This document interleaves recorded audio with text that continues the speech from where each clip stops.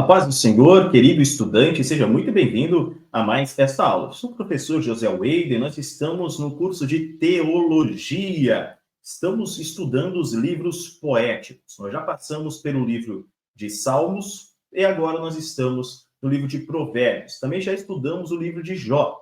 Nesta presente aula, então, no livro de Provérbios, nós estaremos estudando primeiro sobre os seus autores, sua data, tá? Sua mensagem principal. O livro de Provérbios, ele tem vários autores, então ele não é escrito exclusivamente por Provérbios de Salomão. Mas nós também temos aí trechos de Agur, inclusive do rei Lemuel. A data de escrita deste livro é 970 a.C. Tem trechos aí do ano 700 a.C. O tema principal, central, é sabedoria para um viver justo. É isso que se dedica, então, o livro de Provérbios, uma sabedoria prática para se aplicar no nosso dia a dia, no cotidiano. As palavras-chave aqui são temor do Senhor, sabedoria, entendimento, instrução e conhecimento. Ainda veja que a palavra sabedoria, a palavra entendimento e a palavra conhecimento, para nós, brasileiros, pode parecer que denota a mesma coisa, do mesmo sentido. Só que, na verdade, não, tá? Sabedoria seria aquilo que é prático, uma aplicação prática, tá? Nós temos o entendimento. O entendimento é quando a gente consegue pegar o conhecimento do fato, nós temos o conhecimento, e nós conseguimos, repartir esse conhecimento para compreendê-lo. Então, do entendimento vem a compreensão. Com essa compreensão, posso chegar ao nível de sabedoria, que é saber como aplicar isso que eu conheço e entendi como funciona. Tá? E o conhecimento é realmente conhecer, ter ciência a respeito do fato, a respeito de alguma disciplina. Tá? Agora, perceba que tem muitas pessoas que têm um vasto conhecimento, é uma enciclopédia ambulante, conhece muito de muita coisa, mas não faz nada com esse conhecimento ou não consegue aplicá-lo. Tem aqueles que têm conhecimento decorado, mas não entenderam o conhecimento. Tem gente que sabe que 2 vezes 2 é 4, mas não entende o princípio matemático que aí está embutido. Ou ainda entende que 2 dividido por 2 é 1, mas não entende o princípio matemático aí dentro. Então tem um conhecimento, mas não tem o entendimento. Já a pessoa que chega à sabedoria, ele vai saber pegar esse conhecimento, entendimento que ele teve e aplicar em alguma situação. Tá? Isso é sabedoria. Então, para que a gente deixe de uma forma ainda talvez mais clara para todos, vamos imaginar que o engenheiro pode ter muito conhecimento acadêmico, mas possa ser que ele jamais, de fato, vá para a edificação de um prédio, de uma casa, não coloque aquele conhecimento para fora. Então, ele só conhece aquilo. Ele ainda não aplicou o conhecimento, não colocou para fora. Ou seja, onde está a sabedoria nesse caso, para edificação? Já aquele que tem o conhecimento, compreende as leis da aplicação, e ele está diante de um projeto, que talvez ele precisa fazer um novo ângulo, e ele vê que para fazer esse novo ângulo, ele vai desenvolver novas formas, vai fazer uma junção de materiais. Aquilo que ele aprendeu na academia é uma base para que ele construa em cima. Esse engenheiro chegou ao nível de sabedoria, tá? Ele está aplicando, está formando e está criando em cima daquilo que ele compreendeu, em cima daquilo que ele entendeu, ok? O versículo chaves aqui, nós temos o Provérbio, capítulo 3, versículos 5 e 6. Essa versão é a versão hebraica, que diz: confia no Senhor com todo o teu coração e não te fies, ou seja, não confies cegamente, não te fies apenas em tua própria compreensão. Percebe sua presença de Deus, por onde quer que venhas andar, e ele há de pavimentar o teu caminho, aplainar o teu caminho. Provérbio 9, verso 10 diz: o temor a Deus é o princípio da sabedoria, e o conhecimento de Jeová é a porta do conhecimento. Então, nós temos aqui que, para se chegar à sabedoria, primeiro, tema ao Senhor. É necessário saber que de fato ele existe, crer em sua existência, atender às suas leis, amar as suas leis. Esse é o princípio da sabedoria. E o princípio do conhecimento, ele vem por conhecer ao Senhor. Sigamos e prossigamos em conhecer ao Senhor. Já disse o louco, não há Deus. O Antigo Testamento hebraico é dividido em 3 partes. Nós temos esse testemunho de Jesus Cristo, em Lucas, capítulo 24, versículo 44, quando ele está junto com os discípulos, e ele vai dizer: quando eu estive convosco, eu já vos tinha alertado que convém que se cumprisse tudo que de mim está escrito na lei, nos profetas e nos salmos. Tá? Então, essa é a divisão do Antigo Testamento hebraico. A lei, ou Torá, que são os 5 primeiros livros, escritos por Moisés, Gênesis, Êxodo, Levítico, Números e Deuteronômio. Seguido de profetas, que são os livros proféticos para os judeus, começando aí em Josué, terminando em Malaquias. Então, são Josué, Juízes, Samuel, Reis, Isaías, Jeremias, Ezequiel e os 12. Os 12 são os 12 profetas menores, de Oséias a Malaquias. E a terceira parte da divisão do Antigo Testamento hebraico são os escritos, ou Ketuvim.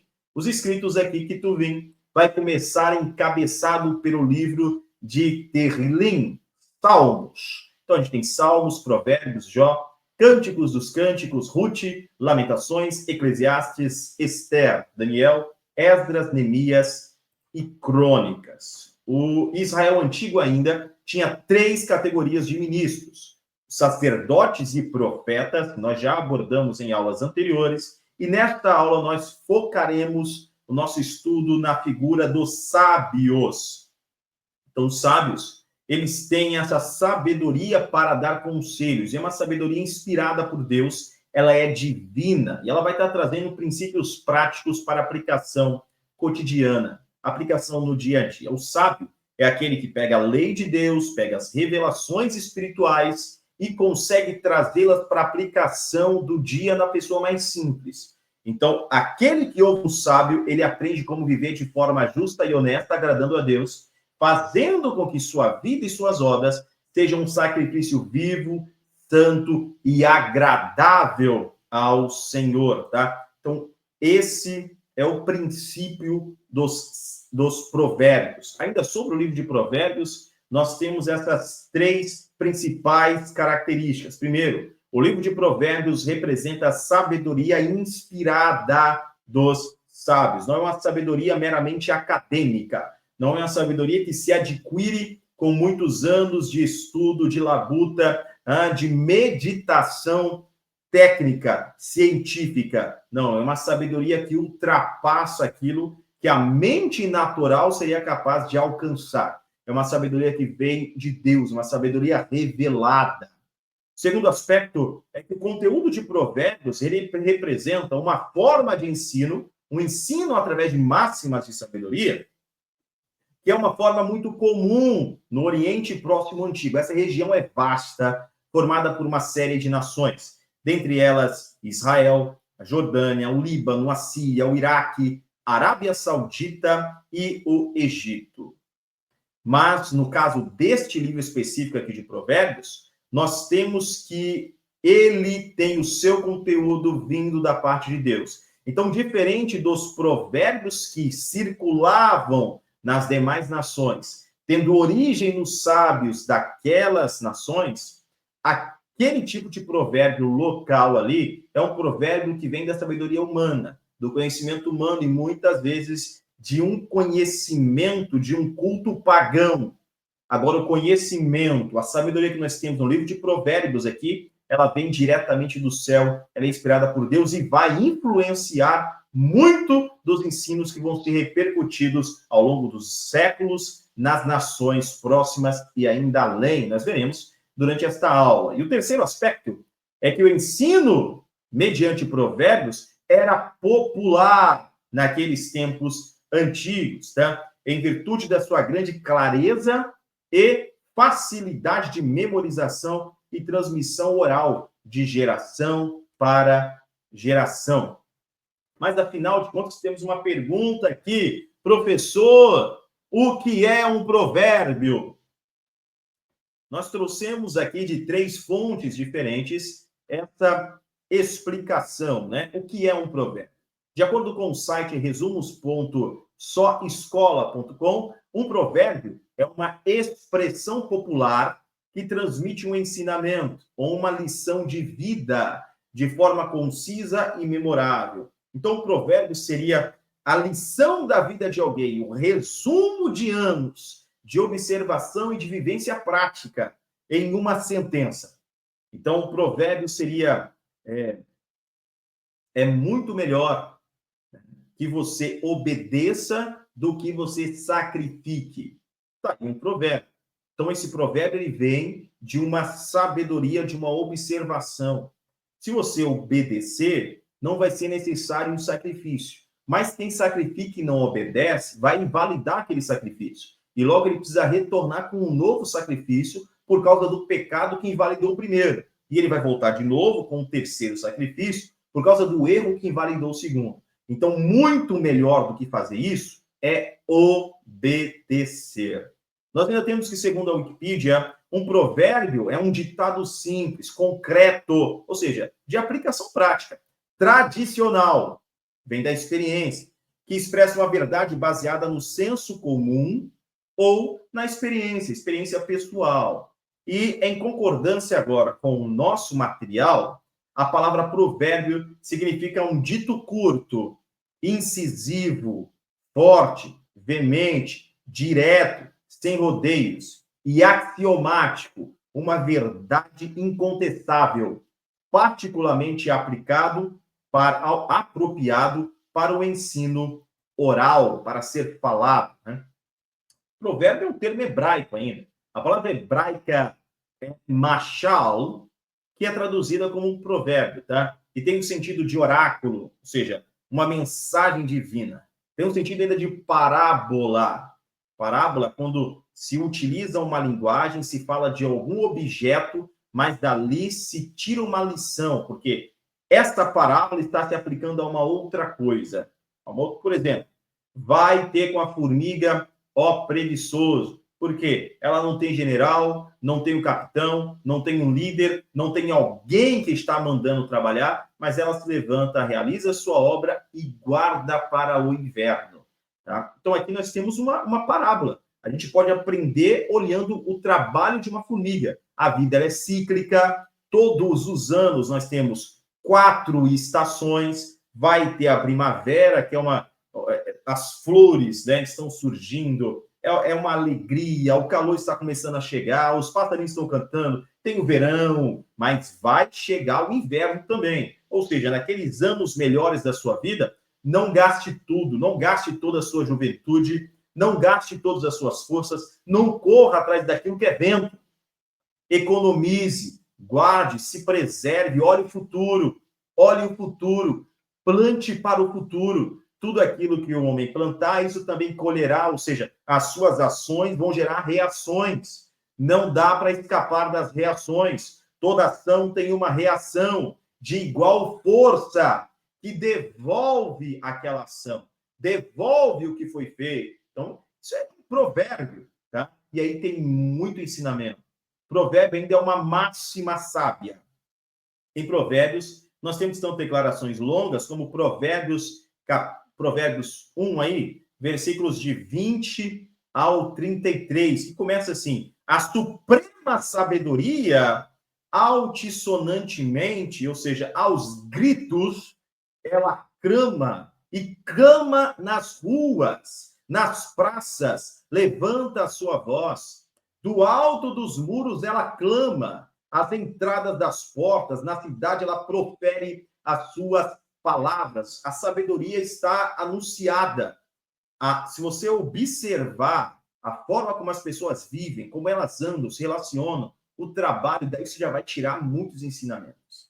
Se nós tivéssemos um dia, né, tirássemos um dia para ouvir aquelas pessoas que fracassaram na vida e ouvir as lamúrias delas, aquilo que elas iriam estar falando, e elas iriam falar mais ou menos assim: olha, jovem, eu dediquei minha vida toda a essa empresa, e no final eu fui demitido sem reconhecimento. Então eu venho te dizer que a vida não é assim. Você não deve dedicar tudo que tem aqui. Um outro diria, olha, eu não me dediquei ao trabalho na casa do Senhor porque eu queria primeiro construir um patrimônio, ter resultados financeiros e depois me dedicaria àquilo. Mas tudo isso foi causando um embaraço na vida. Os negócios foram crescendo e eu não tinha como me afastar dali. Agora minha vida está quase acabada e eu não tenho como recuperar aquilo que se passou. Eu devia ter feito a obra do Senhor, tá? Então veja, isso daí é a sabedoria clamando.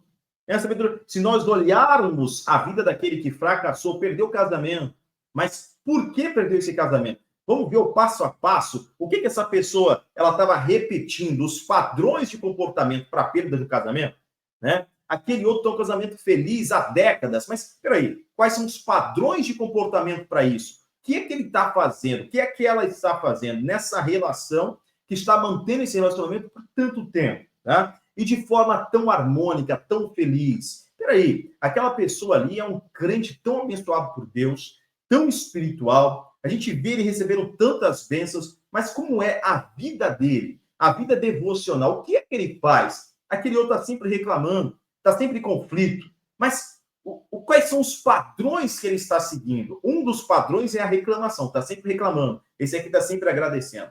Percebe? Então, se a gente também observar isso, a sabedoria está clamando. Está clamando dentro da igreja, dentro da nossa própria casa, no local de trabalho, ela está clamando. Ela está clamando. Tá? Se eu vejo uma pessoa, um profissional, que está em uma posição que eu gostaria de alcançar, peraí, quais são os padrões que essa pessoa seguiu? Como é que ela fala, como é que ela se comporta? Ela estudou o quê? Ela continua estudando agora?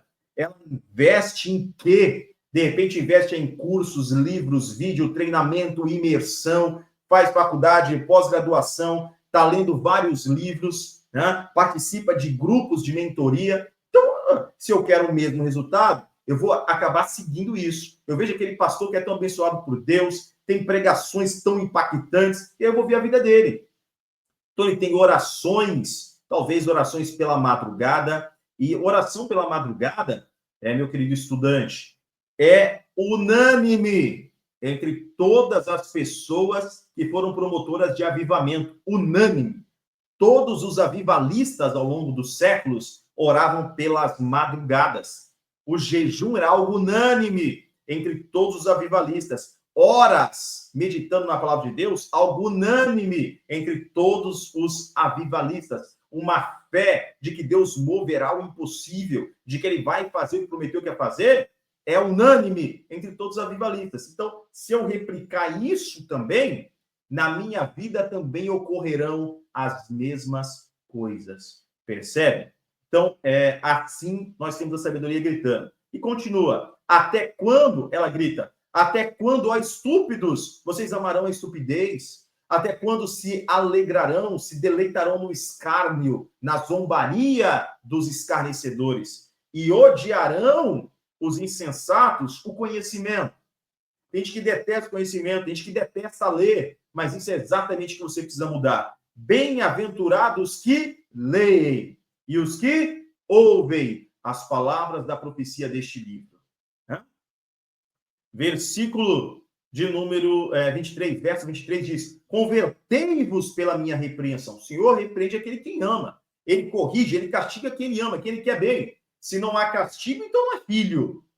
Convertei-vos pela minha repreensão. Eis que derramarei sobre vós o meu espírito e vos farei saber as minhas palavras. Veja, então aqui nós temos a sabedoria clamando. A sabedoria, quando ela é buscada, ela vem até nós, ela é derramada sobre nós. O espírito de sabedoria vem sobre nós. Esse é o Espírito Santo. Você vê que Tiago, na epístola dele, ele vai escrever o seguinte: alguém deseja sabedoria? Alguém é falto de sabedoria? Peça a Deus. Ele dá liberalmente e não lança em rosto. Eu quero ser sábio. O que eu vou fazer? Vou orar. Vou pedir a Deus sabedoria. E o que é que ele vai me dar? Ele vai te dar o desejo pela leitura. Ele vai te dar a oportunidade de estar com pessoas sábias e receber instrução. Ele vai te colocar nos círculos corretos, com as pessoas certas, que vão te direcionar, ele vai te dar revelações que vão te fazer ampliar, dar saltos de conhecimento, saltos intelectuais, saltos cognitivos, mas principalmente saltos espirituais. Uma sabedoria que é espiritual. Aí a gente vê aquele crente que fala errado, que não domina o vernáculo da língua portuguesa, o linguajar dele é muito empobrecido, tá? Mas, quando ele vai dar um conselho, há uma sabedoria, uma robustez tão extraordinária que logo se vê. Isso vem de Deus. Você vê o exemplo ali de Pedro, né? E João, pescadores, iletrados. Eles vão estar se defendendo diante do Sinédrio, defendendo o evangelho de Jesus, ao ponto daqueles homens super inteligentes do Sinédrio olharem um para o outro e dizer: mas não são esses aí homens iletrados? De onde lhes veio tamanha ousadia? Ou seja, de onde lhes veio esta autoridade, essa sabedoria para se defender no tribunal, para nos explicar as escrituras? De onde veio isso? E aí o texto continua dizendo que, e souberam eles que Pedro e João haviam estado com Jesus.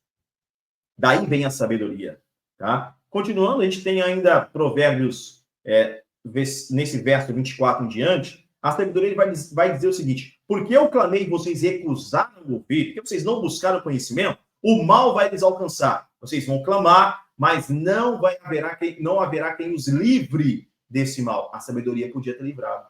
A sabedoria podia ter te tirado daí, podia ter evitado isso. Tá? Mas porque não buscou a sabedoria, agora as consequências estão à porta. Então nós temos declarações bem longas. Esse é o caso, ainda o Provérbio 2, versos de 1 a 22, bem como o Provérbio 5, versos aí de 1 a 14 também, tá? Quantas declarações curtas, porém também muito ricas de sentido e de sabedoria para se viver de modo prudente e justo. Então aqui em Provérbios nós temos esta mescla entre grandes trechos de declarações e curtas declarações em um único verso.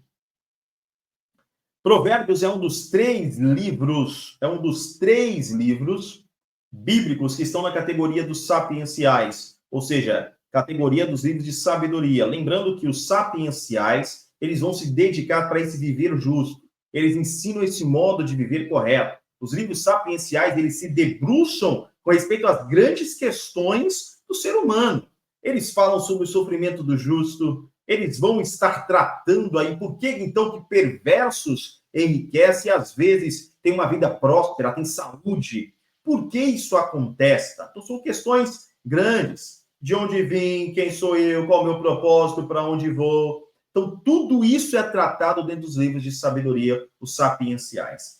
Dentro dessa categoria de sapienciais, nós temos Jó, Provérbios e Eclesiastes. Não podem ser incluídos aí nem salmos, nem cantares. É claro que dentro de salmos, tem alguns salmos ali de sabedoria, tem algumas palavras de direcionamento sábio, sim, mas principalmente salmos não é um livro sapiencial, não é todo voltado para essas grandes questões, nem o livro de cantares de Salomão também o é. O ensino através de provérbios na antiguidade, então, esse ensino através dos provérbios não é uma exclusividade, tá, dos judeus, dos hebreus. A literatura de sabedoria era muito conhecida no Oriente Antigo, inclusive no Egito, na Mesopotâmia, há grandes obras muito famosas que tratam sobre essas categorias de sabedoria. A linha da literatura sapiencial era como viver bem a vida, que é um dom de Deus. Então é disso que se trata a sabedoria. Os livros de sabedoria sapienciais é como viver e viver muito bem esta vida que é um dom divino. Abre aspas, para aquelas culturas não havia muita diferença entre o sagrado e o profano, ou seja, o sagrado e o secular. Nós vemos que aquilo que eu faço interfere a minha relação com Deus. E a minha relação com Deus interfere naquilo que eu faço. Você imagina, o cara que era dono de bar, por exemplo, e ele se converte, então, se arrepende, agora ele está servindo a Jesus, mas quer continuar tendo bar, porque é o meio de subsistência dele. Né? Não, ele precisa mudar isso aí. Então ele já sabe que ali tem pessoas que vão gastar todo o salário da família e vão levar pobreza para dentro de casa. Ou seja, é um ambiente que está levando maldição para outras pessoas. Então ele não pode fazer isso. Ele vai mudar, ele vai transformar aquele bar em alguma outra coisa. Pode virar um restaurante, ali uma lanchonete, vai vender outras coisas, né? Mas vai evitar aquelas bebidas que são alcoólicas e que, inclusive, vários espíritos malignos, né, seguram pessoas numa vida de vícios. Todos nós sabemos disso. Pessoas são destruídas pelo vício ali no álcool, né? Então, ele vai evitar esse tipo de coisa. Então, para aquelas culturas, não há muita diferença entre o profano e aquilo que é o sagrado. Toda a vida lhes era sagrada. Todos os aspectos da vida lhes são sagrados. É até estranho, né? Tem crente que fala assim, não, o meu trabalho é uma coisa e a minha vida espiritual é outra. Eu não confundo trabalho com religião. Mas peraí, você deixa Deus em casa quando vai trabalhar? É isso mesmo?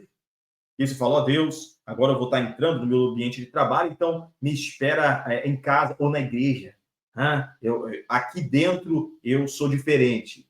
Não dá para fazer isso. Então você é uma única pessoa o tempo todo. O tempo todo. Se é um servo de Deus, é um servo de Deus onde está.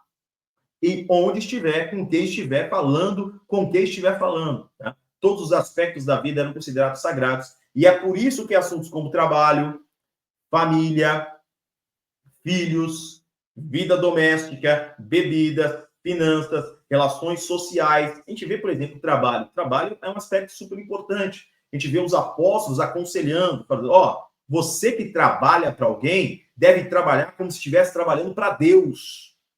Sirva como se estivesse servindo ao Senhor Jesus Cristo. Trabalhe com o seu melhor, como fazendo para Deus. Porque aí você vai dar o testemunho de um verdadeiro cristão. Então, cristão de verdade, ele não vai mossegar no trabalho, vai fazer relaxadamente. Ele vai trabalhar como se estivesse trabalhando para o Senhor e vai honrar Deus com o seu trabalho. Ele vai se destacar, vai ser diligente. Aquele que é diligente é colocado perante reis. Aquele que é perito no seu trabalho. O que é um perito? Perito é alguém que começou a trabalhar, está numa oficina mecânica e está aprendendo a mexer ali com a elétrica dos carros. Okay? É um ajudante. Então, agora, ele vai caminhar o caminho do perito. Ele vai entrar num curso de elétrica.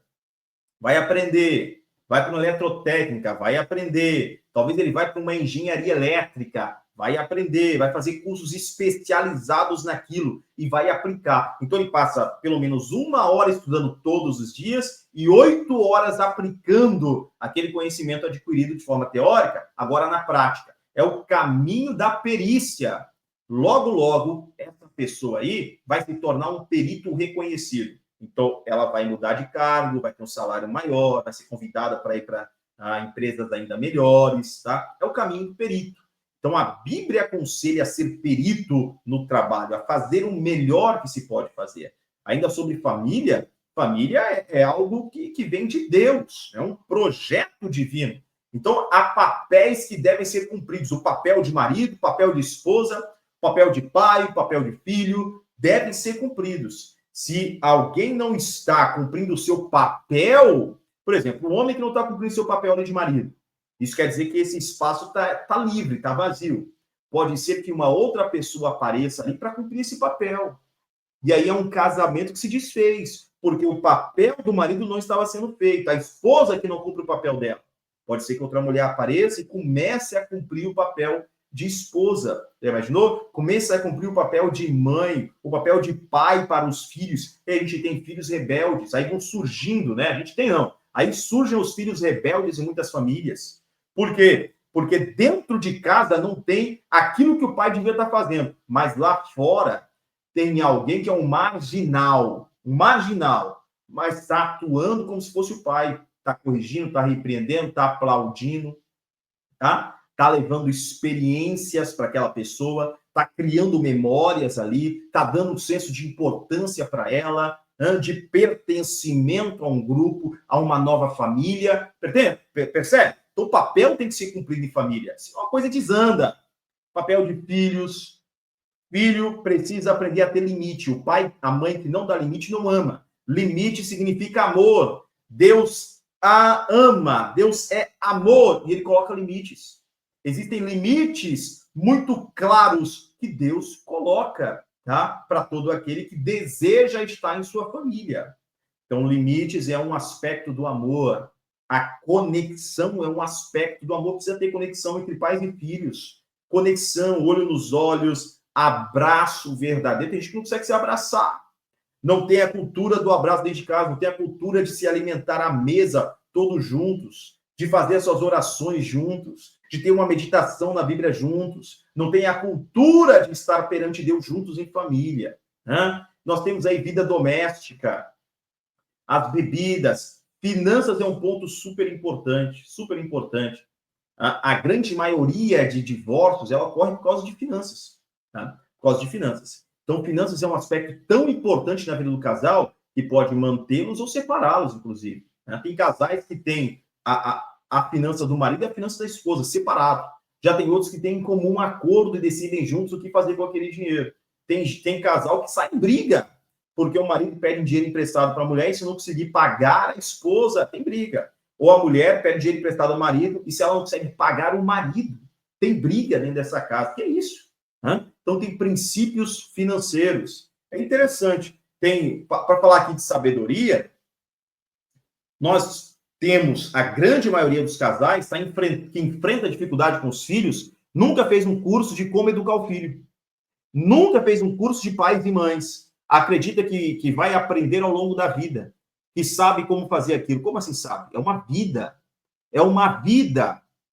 Tem cursos que ensinam como cuidar. Tem cursos para casais, para o casamento. Tem cursos, é necessário buscar aprender, se desenvolver. Isso é sabedoria. Sabedoria.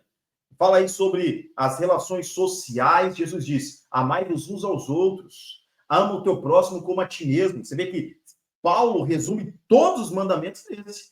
Ama o teu próximo como a ti mesmo. E aí Tiago vai explicar por quê. Porque se eu digo que amo a Deus a quem eu não vi, mas eu odeio o meu próximo a quem eu vi, isso é mentira.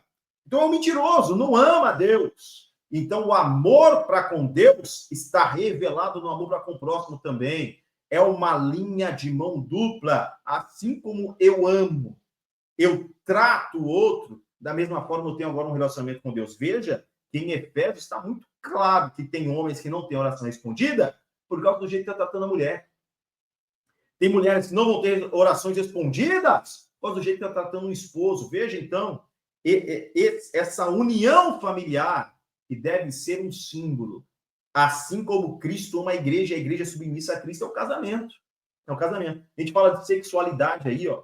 Sexualidade, há coisas que são santas, o sexo foi criado para o casamento e não fora dele. E há coisas que não devem ser introduzidas junto a essa intimidade sexual também. Tem coisas aí que são completamente contrárias à moral, aos bons costumes, contrárias ao que Deus deseja, a lei divina do Senhor, e que podem levar muitas brechas espirituais para ataques satânicos. Tá? Então, a sexualidade do casal também tem que ter sabedoria nesse quesito. Disciplina, a disciplina de filhos e vários outros temas são todos abordados em Provérbios. Tá? O propósito do livro de Provérbios, então, o alicerce da sabedoria que leva a um viver justo, honesto, prudente e honrado é o temor ao Senhor. Se eu temo a Deus, eu tenho plena consciência que acima de mim há olhos que tudo veem, ouvidos que tudo ouvem, uma boca que a todos vai julgar. Veja, nesse momento, essa boca é uma intercessora, é um defensor para aquele que tem fé, mas um próximo momento será uma boca de julgamento para todo aquele que não manifestou a fé. Se eu tenho essa consciência, como é que eu vou viver no meu dia a dia? Tá? Está registrado o propósito aí em Provérbios, aí no capítulo 1, versículo 2 a 7. Qual que é o propósito, então, de Provérbios? Primeiro, dar sabedoria e entendimento. Quanto ao comportamento sábio, a justiça, o discernimento e a imparcialidade, de modo que os simples sejam prudentes. Está no verso 4. A prudência livra do mal. O prudente vê o mal e escapa. O simples ou o ignorante, ele passa e sofre. Sofre, porque ele não percebeu aquilo. Para que os jovens sejam inteligentes e ajuizados, o jovem não vai andar no calor das emoções, no calor dos hormônios, né? No ímpeto da juventude. O jovem vai ser inteligente. Ele não vai ficar reagindo às situações, mas ele vai aprender a responder às situações. Uma reação é algo automático. Aconteceu, levou. Veio o insight, o input, saiu o output, ou seja, veio algo, saiu a resposta. Bateu, levou, ou seja, algo automático. Agora, a resposta é diferente. Para responder, é necessário pensar, analisar, saber as palavras que vão ser usadas, o tempo que vai ser utilizado ali, tá? A prudência, a inteligência está aí. Ser inteligente ainda é saber utilizar as emoções corretas, na intensidade certa, no momento certo, com a pessoa certa. Isso é inteligência. Isso é inteligência. Tem gente que não é inteligente, que usa a emoção errada, na intensidade errada, no momento errado, com a pessoa errada. Teve um problema lá no trabalho. Lá no trabalho. Ficou nervoso. Ia explodir, mas guardou tudo. Chegou em casa, marido ou mulher, e explodiu dentro de casa com quem não tinha nada a ver com aquilo. Situação errada, momento errado, emoção errada, intensidade errada, pessoa errada. Então, se eu tenho inteligência, eu vou responder com raiva no momento em que a raiva é necessária, mas na intensidade certa, na situação correta, com a pessoa correta também. Né? Isso é ser inteligente. Vou demonstrar empatia, demonstrar amor, vou congratular, ou seja, vou honrar a pessoa certa, com a intensidade certa, na hora certa. Tá? Então, tudo isso aí é inteligência, é sabedoria. Os sábios, eles adquirem ainda mais sabedoria. Isso é o propósito de Provérbios. A sabedoria em Provérbios instrui a respeito da família, instrui a respeito da juventude. Né? O jovem precisa saber que a força vai passar. O jovem precisa saber que ele não é mais inteligente que todo mundo. Né? Você vê que tem aqueles que acreditam que são mais inteligentes do que aqueles que já morreram. São mais inteligentes. Então, tem gente que não quer servir a Jesus, não quer abandonar um vício, abandonar um erro, porque acredita que vai ter tempo na última hora de vida. Ou seja, ele está achando que ele vai ser mais inteligente do que quem já tentou isso, e milhões, bilhões de pessoas já tentaram isso ao longo dos anos e morreram sem ter tempo de se arrepender. Né? Então, é mais um que está nessa fila. Acreditando que vai ter um tempo, talvez, de pedir perdão para alguém que devia ter perdido já, hein? Mas acha que vai ter tempo futuro. Pode ser que não tenha. Está achando que é mais inteligente do que aqueles que já passaram. Percebe?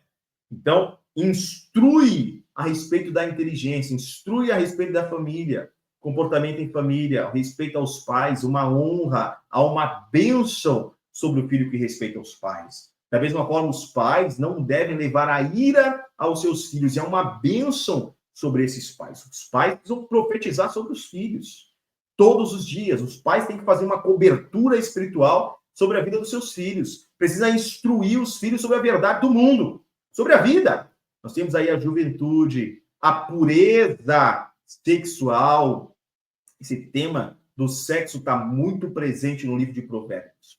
A gente tem aí, tanto falando sobre a avareza, a busca do poder, sobre o sexo, sobre o alimento, sobre a preguiça, sobre abandonar a Deus. Nós temos uma série de conselhos, de temas importantíssimos sendo tratados aqui. Tem fidelidade conjugal, honestidade, o trabalho diligente que enriquece, a mão preguiçosa empobrece, né? Depois fica porque eu estou sem dinheiro, porque eu não tenho nada, tá? Será que não é preguiça?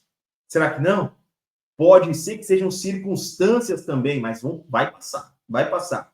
A água sempre volta ao seu nível, preste atenção. A água sempre volta ao seu nível. Isso é bom, mas também isso é ruim. Por quê? Porque se você é uma pessoa diligente e você está, pela sua diligência, acostumado a um certo nível de vida e algo aconteceu e você baixou esse nível de vida, tá? Fique tranquilo. A água sempre volta ao seu nível. Você vai retornar ao seu nível anterior, ao nível que você está acostumado. Mas, se você é uma pessoa preguiçosa, que não é diligente e alcançou um determinado resultado na vida, se preocupe, porque a água sempre volta ao seu nível. Né? Então é melhor mudar. A gente fala aí também de generosidade, fraternidade, justiça, retidão e disciplina. Ser generoso não envolve apenas dinheiro, envolve também tempo. Doar o seu tempo. Você imagina os idosos. Você vai ser idoso um dia, eu vou ser idoso um dia, porque nós cumpriremos todos os nossos dias de vida. Nós não morreremos antes de cumprir todos os dias que Deus preparou para nós. Essa é uma bênção sobre aquele que tem fé, uma bênção sobre aquele que vive uma vida justa diante de Deus. Cumprir todos os dias de vida. Então nós vamos chegar à velhice, né, com a permissão do Senhor. Mas veja com atenção, os idosos geralmente são ignorados. Eles vão ficar em casa sozinhos e ninguém vai lá visitar, vai ter um tempo para conversar com eles. Às vezes eles vão falar de assuntos do passado, vão ter uma língua que é arcaica, uma linguagem ultrapassada, e aí aquele que é mais jovem fica agoniado conversando com os mais idosos, né? A velocidade da fala, do raciocínio já está diferente. Mas você vai ser idoso também um dia. Isso é generosidade. Dedicar tempo para as pessoas. Tempo para as crianças também. É generosidade. É generosidade. Quando as crianças querem brincar com os pais, não consegue, o pai não está lá. Tem até tempo, mas não dedica. Faltou generosidade. Nós falamos aí de justiça, retidão, disciplina. Provérbios, ainda, essa sabedoria em Provérbios, ela adverte contra a insensatez do pecado, ou seja, contra a loucura do pecado. Das contendas, uma briga sem motivo, uma pessoa que vive colérica, né? Tem pessoas que são viciadas em confusão, viciadas em confusão. Se não tiver uma discussão, ela acha que tem uma coisa errada no dia dela, ela vai sair em busca da confusão. E quando ela encontra a confusão, alguém que responde à encrenca dela, ela se alimenta daqueles hormônios, neurotransmissores, a química hormonal que é liberada pelo corpo dela, o vício é saciado, confusão. Será que você é uma pessoa viciada em confusão? Será? Então, evite as contendas, evite os males da língua. Aquele que fala demais, tem um provérbio, né, popular que diz: aquele que fala demais dá bom dia a cavalo. Né? Ou aquele que fala tudo o que quer, acaba ouvindo o que não quer. Percebe? Então, isso aí é verdade. Isso é verdade. Então, nós devemos saber conter a nossa língua. Provérbios diz: não fale mal do rei, né? Ou da pessoa poderosa, nem mesmo sozinho no seu quarto. Por quê? Porque pode ser que uma ave alada leve a sua palavra. Ou seja, pode ser que um espírito pegue essa palavra e crie uma circunstância. Essa palavra dita ou maldita, de maldição, pode ser uma brecha espiritual aberta aí para um trabalho, né, contra a vida de quem falou essa palavra, contra a vida de quem recebeu essa palavra. Então, cuidado com a sua boca. O poder da vida e da morte está no poder da língua. Está na boca, está na boca. Aqui fala sobre a imprudência da bebedeira. Muitos perdem tudo por causa da bebida. Perde família, perde tudo. Perdem os bens, trabalho, igreja. Quantos homens, mulheres, que eram homens e mulheres de Deus, que estavam na frente aí de igrejas, hoje estão viciados na bebida. Algo aconteceu e eles se entregaram a esse tipo de vício e nunca mais voltaram. Né? Então, cuidado com a bebida. Segundo, glutonaria, comer demais. Mas glutonaria vai além de comer demais, né? O alimento físico. Glutonaria abrange muitas coisas. Glutonaria está ligada ao ventre. Ventre está ligado a desejo. Está ligado a desejo. Então, existe a glutonaria sexual. A pessoa que tem um desejo sexual desmedido, descabido, e aí anda de camas em camas com vários parceiros ou parceiras. Nunca está satisfeito. Ou tem um único parceiro físico, mas mentalmente tem uma série de parceiros, tá? Uma série de parceiros. e aí está sempre buscando novidades, ou está lá na pornografia, enfiada na pornografia, nesse mal. Glutonaria. Então, a glutonaria vai muito além do apenas o alimento. A gente que é glutão para o trabalho, o workaholic, louco pelo trabalho, né? É glutão, quase não vai para casa, sai muito cedo, chega muito tarde, não cumpre seus papéis. A família sente saudade dele, sente saudade dela. Podia ter chegado mais cedo. Podia. Mas ela precisa se dedicar mais do que todo mundo. Precisa sair muito tarde do trabalho. Pode chegar o dia em que essa glutonaria para trabalhar acabe com a família dessa pessoa. Percebe aí? Falsidade, imoralidade, concupiscência, preguiça, más companhias. Me diga com quem tu andas, que eu lhe direi quem tu és, né? Se você quiser, tiver mais gordinho e quiser emagrecer, você tem que começar a andar com aquela pessoa que é mais magra, que é fitness, que vai para academia, que come bem, tá? E elas vão te influenciar. Então sai daquele grupinho que é o grupinho do doce, da massa, da festa. Sai daí. Vai para o grupinho do fitness. Se você conseguir andar com eles, resistir, você vai emagrecer também. Vai emagrecer. Você gostaria de ser um crente que ora? Começa a andar com quem ora. Vai para as reuniões de oração, para o culto de oração, para a campanha de oração, para as madrugadas de oração. Olha só, você vai ser transformado por causa do ambiente, por causa das pessoas com quem você está andando. As suas companhias vão te construir ou te destruir. Quer um casamento melhor? Veja aí quais são os casais que estão melhores e que você os conhece. Vai pedir conselho, vai andar junto, vai perceber como é que eles dialogam, como é que eles se olham, como é que eles convivem. A companhia é importante. Faz um contraste entre a sabedoria e a tolice. Aqui a sabedoria de Provérbios. Entre os justos e os ímpios, e vereis outra vez a diferença entre o justo e o ímpio. Entre aquele que teme a Deus e quem não teme, quem ama a Deus e quem não o ama. Vereis a diferença. Há uma diferença, há uma proteção, uma cobertura espiritual. Há uma bênção sobre os justos, mas os ímpios, há maldição. Então, as diferenças podem ser vistas. Há uma paz que excede todo entendimento. Jeová Shalom, ele vive, ele habita dentro do crente fiel. Dentro do crente fiel. Aqui ainda tem uma diferença entre a soberba e a humildade. O que é uma pessoa soberba? Uma pessoa soberba é uma pessoa arrogante. O arrogante, ele arroga para si o que ele não é. Arroga o que ele não tem. Ou seja, ele afirma ser quem não é, ele afirma ter o que não tem, afirma fazer o que não faz, afirma ser capaz do que não é. É uma pessoa arrogante. O arrogante. A arrogância anda de mão dada com a mentira. Mas o humilde, ele é sincero. Olha, eu não sei fazer isso, você pode me explicar? Olha, isso aqui eu já fiz até tal ponto. Até tal ponto. Daqui para frente eu preciso de ajuda. Tem alguém para me ajudar? É humilde. Você vê então que o humilde ele vai avançar, ele vai conquistar. O arrogante não. O arrogante não pede ajuda. O arrogante ele é senhor, né, de si mesmo, do seu conhecimento, tá? Continuando aí, tem uma diferença entre há uma diferença entre a preguiça e a diligência. A preguiça empobrece, a diligência enriquece. E em todos os sentidos, tá? Conhecimento, no amor e tudo. Pobreza e riqueza, especialmente tem a financeira e tem a espiritual. Tem o apóstolo Paulo, ele disse que ele andava como se não tivesse nada, porém enriquecendo a muitos.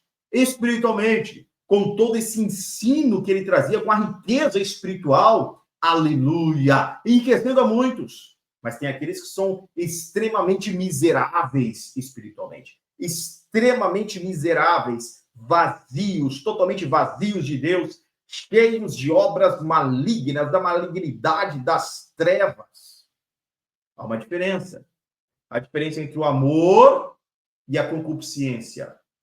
Há uma diferença entre o amor verdadeiro, né, e a atração física. Há diferença. Você vê que aquele que se envolve com outra pessoa apenas pela atração física, isso não dura muito tempo. Mas aquele que se envolve por um amor é algo de alma. O corpo envelhece, as afeições se alteram, mas o amor permanece, porque é uma alma que ama a outra. É uma mente que ama a outra. É uma pessoa que ama a outra. não é apenas olhos que desejam outro corpo. Ah? Então, existe ainda aí a diferença, claro, entre o certo e o errado, o doce e o amargo, entre a vida e a morte. Escolhe a vida. Né? Escolhe a vida. Os autores ainda de Provérbios, nós temos Provérbios 1, verso 1 diz, Provérbios de Salomão, filho de Davi, rei de Israel. Quem é Salomão aqui? Salomão é aquele que pediu sabedoria a Deus e recebeu. O homem mais sábio do mundo. E é filho de Davi. Quem é Davi? Davi é profeta. Davi é um rei. Davi é o homem segundo o coração de Deus. Rei em Israel. Quem é Israel? Israel é o povo escolhido do Senhor.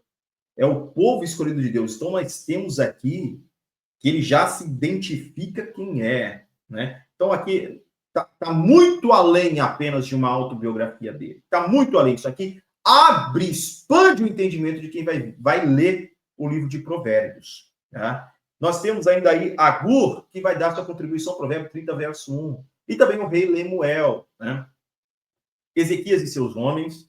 Os rabinos afirmam que Ezequias e seus homens escreveram Isaías, Provérbios, Cantares e Eclesiastes. Ou seja, eles fizeram cópias desse livro. Então, não é que eles são os autores originais, mas eles são copistas. Então, eles copiaram. A gente tem aí Provérbios 25, verso 1, que também vai dar testemunho a respeito disso, tá? Quem é Ezequias? Ezequias é um rei, e nesta época de Ezequias nós temos o profeta Isaías vivo. É uma época de avivamento, tá? É uma época de Ezequias, é uma época de avivamento.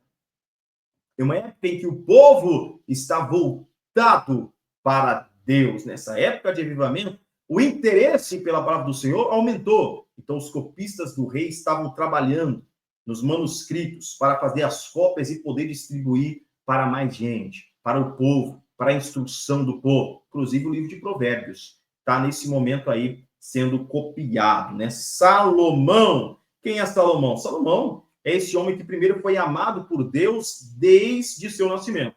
Desde o seu nascimento. Salomão é alguém que aprende a sabedoria ouvindo seu pai. Ouvindo Davi, dando conselho, dizendo, procura a sabedoria. Sabedoria é a coisa principal. Com tudo que você tem, compra a sabedoria. Adquire, investe dinheiro para você conseguir sabedoria. Esse é um período, inclusive, em que reis vão vir de longe, vão cruzar oceanos, terras distantes, para buscar sabedoria em outros países. Salomão vai receber muitas comitivas.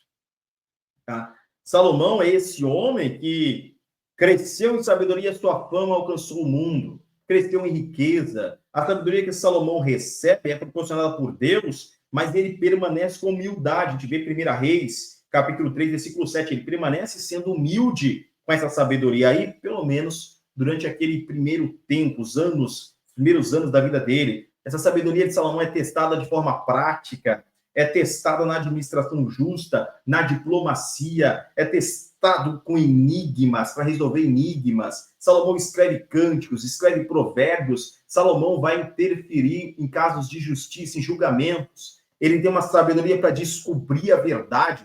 Veja o caso daquelas duas mulheres prostitutas que tiveram filhos praticamente no mesmo momento, né? Nos mesmos dias ali. E durante a noite, elas viviam juntas, durante a noite, uma vai matar o próprio filho, vai deitar por cima dele, né? Dormindo ali no percebe, e ela acorda, vê que o filho está morto e troca com o filho da outra. Quando a mãe do filho que está vivo acorda e vê que o filho foi trocado, ela reclama o filho dela, mas aí é uma briga entre as duas, dizendo que o vivo agora é filho de quem? E quem está fora não consegue dizer quem é o filho. Agora, essa questão vem até Salomão e Salomão descobre. Salomão vai descobrir quem é a mãe dessa criança. E quando ele descobre isso, o povo inteiro percebe que a sabedoria de Salomão vem de Deus. Como é que Salomão descobre? Ele manda um soldado trazer uma espada e cortar ao meio a criança viva. Uma das mulheres grita, isso, corta ao meio, não vai ser meu nem seu.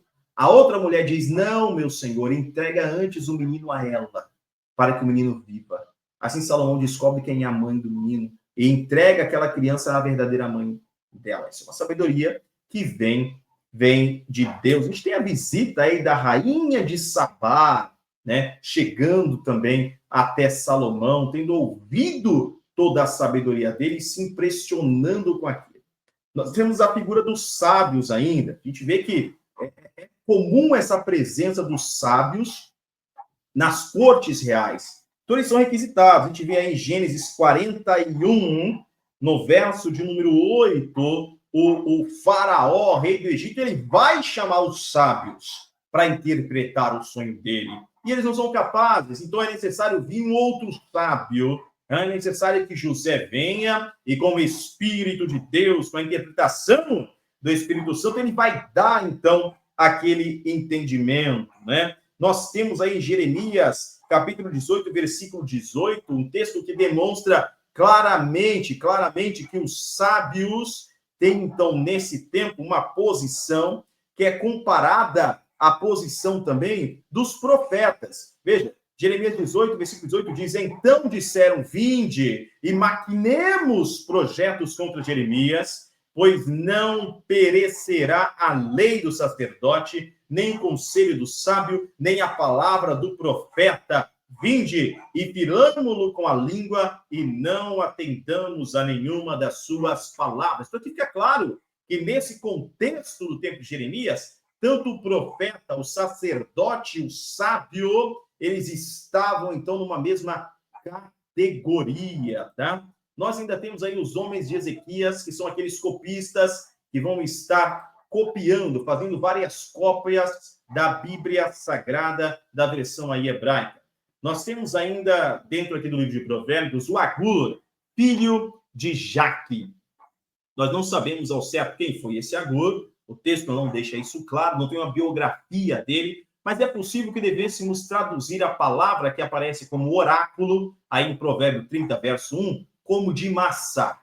Massá é uma tribo árabe que descendia de Abraão por meio de Ismael. Você pode acompanhar isso aí em Gênesis, capítulo 25, no versículo de número 14. E as tribos orientais eram famosas por sua sabedoria. A gente vê aí em 1 Reis, capítulo 4, versículo 30 ainda. Mas isso é apenas uma hipótese, tá? Que Agur seja um árabe vindo, então, dessa tribo descendente de Abraão. Nós ainda temos o rei Lemuel. Na verdade, essas palavras são da mãe do rei Lemuel, é a sabedoria que ela transmite ao seu filho, que está registrado lá no capítulo 31 de Provérbios. Tá? Então, nós vemos que ele, esse rei Lemuel, igualmente é um personagem desconhecido. É um rei de que nação? É de onde? Tá? Há alguns que sugerem ainda que esse Lemuel seja um nome que é utilizado para Salomão, pseudonome de Salomão, mas isso é apenas suposição. Outros vão dizer que esse Lemuel também é da tribo de Massá, mas também é uma suposição. O fato é que nesse capítulo 31, nós temos o relato daquela que seria a mulher perfeita, né? A mulher ideal. Está aí no capítulo 31 de Provérbios, essa mulher que é virtuosa, que é preciosíssima. Né? O uso do livro de Provérbios, então, o reitor Willie Robson descreveu a sabedoria do Antigo Testamento como a disciplina pela qual era ensinada a aplicação da verdade profética à vida individual à luz da experiência. Ou seja, como eu aplico o texto bíblico à minha vida, aí vem uma sabedoria, vem um provérbio para te ajudar nessa aplicação. Então, é isso que torna o livro de Provérbios tão perene, tão relevante. Né? Trata-se de um livro de disciplina, que toca em cada departamento da vida e demonstra que ela é um alvo do interesse de Deus. Deus tem interesse na vida humana, tem interesse no dia a dia do ser humano. Tá? Nós ainda temos aí em Provérbios 1 ao Provérbio 9, é uma série de conselhos, inclusive para o filho adolescente, tá? De conselhos para o jovem que ainda não casou-se. É isso que nós temos neste momento aí em Provérbios de 1 a 9. Se nós abrirmos aí nossa Bíblia, aí, especialmente Provérbios de 5 a 7, tem um espaço onde é tratado aí sobre uma mulher, né? Sobre uma mulher que ela é adúltera, uma mulher adúltera, tá? E a Bíblia ainda vai deixar bem claro que essa mulher que é adúltera, ela sai guiada por um espírito por um espírito maligno. Ela está à procura de uma alma inocente, à procura de almas preciosas. E aí o Salomão vai dizer que ele estava olhando da janela dele, ele viu um jovem indouto, falto de conhecimento, e essa mulher que sai guiada por um espírito à procura de uma alma inocente encontra esse jovem. Encontra esse jovem, vai falar com ele de forma a lhe convencer. É como a serpente que seduziu Eva no jardim. Essa mulher que saiu com o espírito procurando uma alma inocente é casada. O marido está fora de casa e ela está na rua procurando alguém. E ela vai chegar para esse jovem e dizer assim: já preparei os meus sacrifícios, já preparei a cama, né? Já está tudo pronto e saí para te procurar e te achei. Então ela está dando todas as pistas de que a cama dela é um altar. Alguém vai ser oferecido naquele altar. Alguém vai ser oferecido em sacrifício. Quem vai ser oferecido? Esse jovem prudente aí, o indouto, o incauto, na cama de alguém, num adultério. Ele é oferecido espiritualmente a um espírito maligno. Agora, a Bíblia vai continuar dizendo que o marido daquela mulher, o marido dela, não vai descansar enquanto não fazer com que o fígado, os rins desse homem sejam traspassados. Ou seja, ele atraiu para si mesmo laço. Veja o capítulo 7 aí, o verso 23, o verso 22 e 23 que diz: ele a segue logo como um boi que vai para o matadouro. É uma oferta, um sacrifício. E como louco ao castigo das prisões. Verso 23. Até que uma flecha lhe traspasse o fígado, como a ave que se apressa para o laço, se apressa para a gaiola, sem saber que está armado contra a sua vida. Então aqui são vários conselhos para a juventude, especialmente voltados também para essa área aí sexual, tá? Da sexualidade. Nós temos no capítulo 8 uma personificação da sabedoria. E nós vemos essa semelhança com João, capítulo 1, versículos de 1 a 8. Nós sabemos que Jesus Cristo é a sabedoria de Deus. Ele é a sabedoria. Sem ele, nada do que foi feito se fez. Tudo foi feito por ele, para ele, por ele. Todas as coisas foram feitas por ele. Percebe? Então, ele estava no mundo desde antes, né? Ele é responsável por essa criação, estava no princípio com Deus e é Deus. Aí em Provérbios 8 vai falar justamente sobre isso, que no princípio a sabedoria estava com Deus e antes que o princípio do pó do mundo tivesse sido criado, já estava lá a sabedoria, né? E tudo foi sendo formado com sabedoria. Nós vemos ainda que Jesus é a sabedoria de Deus. Jesus é a sabedoria revelada. Nele habita toda a plenitude da divindade. É Jesus Cristo. Então, essa sabedoria do capítulo 8 de Provérbios é uma personificação. É uma pessoa. É Jesus. É Jesus. Os judeus identificam como sendo a palavra viva. E a palavra viva, a palavra que se fez carne é Cristo. Ainda, nós vemos que a sabedoria está empenhada na criação. Provérbios 3, versos 19 e 20. Também o capítulo 8, versos 22 a 31. Essa sabedoria está relacionada à origem da vida física e espiritual. Sem ela, nada se formou. Tem aplicação prática à vida reta e moral. Andar com Jesus transforma a minha vida pessoal. Andar com Jesus me transforma como pessoa. Jesus não veio para melhorar ninguém, ele veio para transformar. Ele não veio para melhorar a qualidade da água. Ele veio para transformar a água em vinho. É isso que Jesus veio fazer. E está disponível a todos que buscam. Aqueles que de madrugada me buscam, me acharão. A sabedoria está disponível. Quem não tem, pede a Deus e ele dá. Está disponível no relacionamento direto com Cristo. Relacionamento direto com o Senhor. Tá? Para que a gente possa ainda seguir para a conclusão, então, do nosso estudo sobre Provérbios, nós temos uma chave ainda de compreensão para Provérbios, né? Toda essa estrutura de Provérbios, Deus reconhece a capacidade e as limitações da mente humana. Então, a finalidade, portanto, é ensinar a sabedoria para o viver bem. Ouça também o sábio e cresça em ciência ou em sabedoria. E o entendido adquire habilidade para entender provérbios e parábolas. as palavras dos sábios e seus enigmas. Provérbios 1, versos 5 e 6. Provérbio ensina, portanto, a sabedoria. Mas o que é a sabedoria? Nós sabemos já que sabedoria é uma pessoa. Tá? Mas vamos, não se deve confundir sabedoria com erudição, que é o acúmulo de informações acadêmicas. A pessoa pode ter muita informação, muitos títulos acadêmicos, mas ainda assim agir como tolo. Agir como tolo. Pode alcançar feitos extraordinários, com descobertas de leis físicas, mas ainda assim agir como um tolo. Disse o tolo, não a Deus.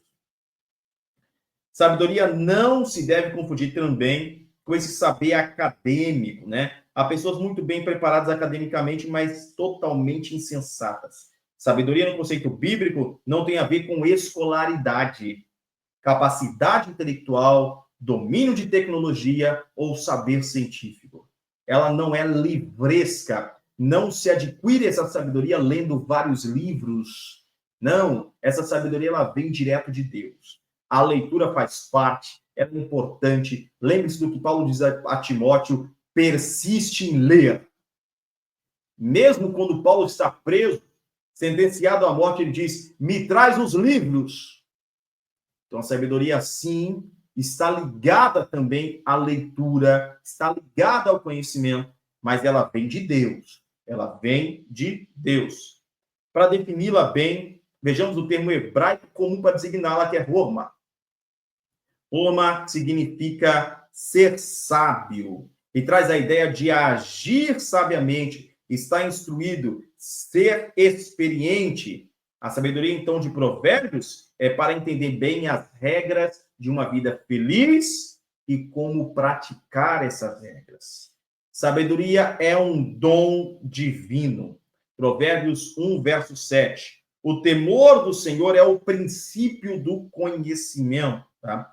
E ela está em consonância com a palavra de Jesus que disse, graças te dou, ó Pai, Senhor do céu e da terra, porque ocultaste essas coisas aos sábios entendidos segundo o mundo e as revelaste aos pequeninos, aos simples. Sim, ó Pai, porque assim foi do teu agrado. Mateus, capítulo 11, versículos 25 e 26. Então, o homem deve ser sábio pelo que aprende de Deus. Não seja sábio aos seus próprios olhos. Teme ao Senhor e aparta-te do mal. Provérbios 7, 3, verso de número 7. Nós assim chegamos ao término de mais este conteúdo panorâmico sobre o livro de Provérbios, tá? Espero que tenha sido bênção para você. Deus te abençoe em nome de Jesus. Compartilhe com mais alguém esse conhecimento. Espero que você tenha feito suas anotações e convide mais pessoas para estarem aprendendo juntamente conosco, tá? Assim, Deus certamente vai te recompensar. Não seja o mar morto, onde o conhecimento que está recebendo morre em você. Reparta isso com o mundo. Divida esse conhecimento com mais pessoas, tá? Até a nossa próxima aula, então.